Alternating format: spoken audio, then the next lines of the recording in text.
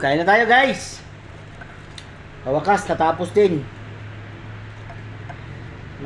Nasobrahan ko yung prito ng ihaw pala. Ng chicken inasal. Kain ka girls.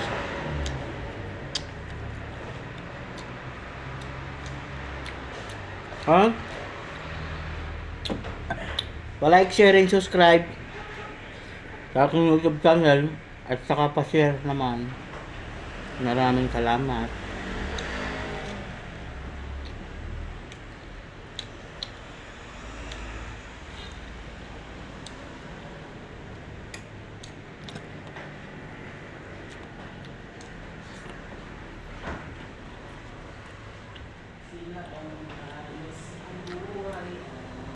Kain, kain.